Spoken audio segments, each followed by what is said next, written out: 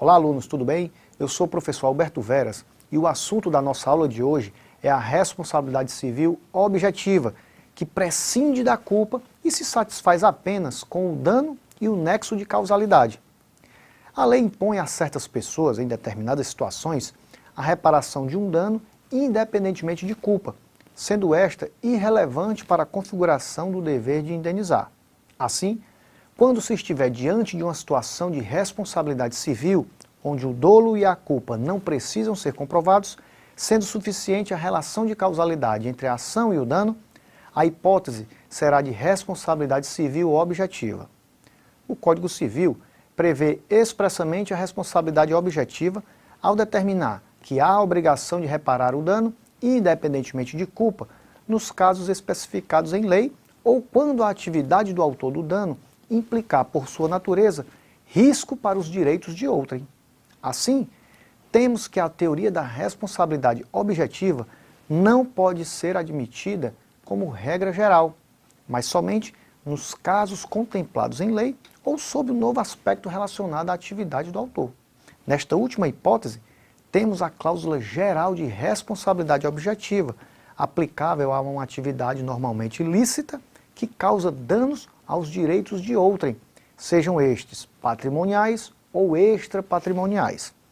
Vale destacar que o conceito de atividade de risco, fora da previsão legal específica, somente poderá ser determinado no âmbito jurisprudencial, com a análise dos casos concretos submetidos à apreciação judicial. Qual teoria fundamenta a responsabilidade objetiva, professor? Essa é uma pergunta bem pertinente. A responsabilidade objetiva é fundada na teoria do risco, mais especificamente, é uma de suas modalidades, sendo as principais as seguintes. Teoria do risco administrativo, adotada nos casos de responsabilidade objetiva do Estado. Teoria do risco criado, está presente nos casos em que o agente cria o risco decorrente de uma outra pessoa ou de uma coisa, como a responsabilidade do ocupante do prédio pelas coisas que dele caírem.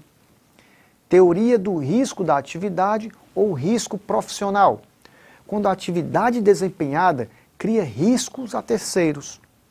Teoria do risco proveito é adotada nas situações em que o risco decorre de uma atividade lucrativa, ou seja, o agente retira um proveito do risco criado, como nos casos envolvendo os riscos de um produto.